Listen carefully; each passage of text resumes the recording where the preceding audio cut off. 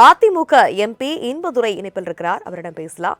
வணக்கம் திரு இன்பதுரை. தற்பொழுது அதிமுக பாமக கூட்டணியானது முடிவு செய்யப்பட்டிருக்கிறது. பாமகவில் ஏற்கனவே உட்கட்சி பூசலான நிலவி வரக்கூடிய சூழல்ல இது கூட்டணியில் ஏதேனும் பாதிப்பு ஏற்படுத்தக்கூடுமா? பாமக கூட்டணி என்பது அதிமுக பாமக கூட்டணி என்பது இயற்கையானது. கடந்த சட்டமன்ற தேர்தலில் அந்த கூட்டணி இருந்துச்சு. புரட்சி தலைவி அம்மா அவர்கள் கூட 98 தேர்தலில் இந்த கூட்டணியை பாமக அழைத்தார்கள். அதுபோல 2001 தேர்தலிலும் பாமகவோடு அதிமுக கூட்டணி இருந்தது. இந்த கூட்டணி கடந்த நாடாளுமன்ற தேர்தலில் அமைந்து விடக்கூடாது என்பதற்காக குறுக்கு சால் ஓட்டியது திமுக. அதனால அந்த கூட்டணி அமையாமல் போனது. தற்போது கூட அந்த கட்சிக்குள் ஏற்பட்டிருக்கிற உள்குழப்பங்களுக்கு பின்னணியிலிருந்து இயக்கி கொண்டிருக்கிற சூத்திரதாரி ஸ்டாலின். இதை பாமக தொண்டர்கள் உணர்ந்திருக்கிறார்கள். இதற்கு முன்பாக பேசிய அண்ணன் அவர்கள் குறிப்பிட்டார், நம்ம ரவீந்திரன் துரைசாமி ஒன்றை குறிப்பிட்டார், ஸ்டாலின் தலைமிக்க ஒரு தலைவர் சொல்றார். தலைமிக்க தலைவர் எதற்கு கூட்டணியை நம்புறாரு?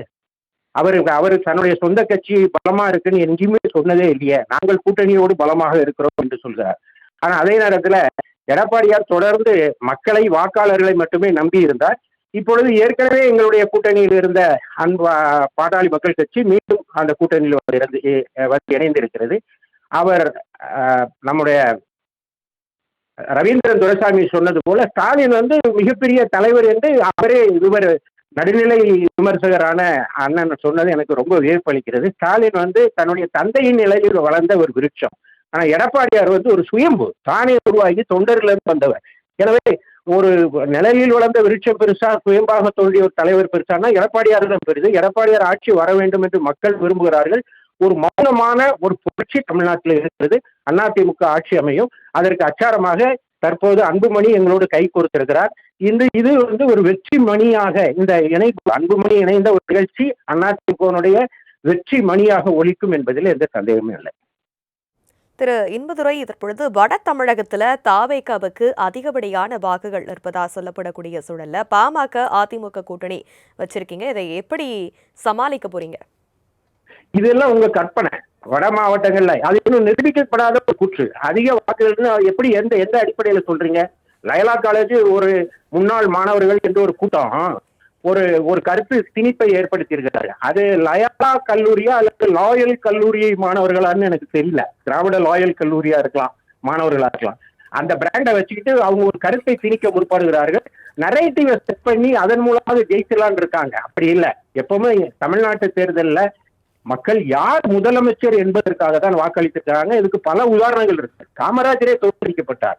யார் அண்ணா முதல்வரா காமராஜர் முதல்வரா என்றால் அண்ணா வேண்டும் என்று தீவிரமாக தீர்ப்பளித்தார்கள். அதுபோல 80வது ஆண்டு நாடாளுமன்ற தேர்தலில் அதிமுகவுக்கு எதிராக வாக்களித்த மக்கள் எம்ஜிஆர் தான் முதல்வராக வேண்டும் என்று அடுத்த 6வது மாதத்தில் எம்ஜிஆருக்கு வாக்களித்தார்கள். அதுபோல இப்பொழுது கேள்வி ஒன்றுதான், ஸ்டாலின் வேண்டுமா எடப்பாடியார் வேண்டுமா என்றால் மக்கள் எடப்பாடியார் பக்கம் நிற்பார்கள். அதிமுக வெற்றி பெறும்.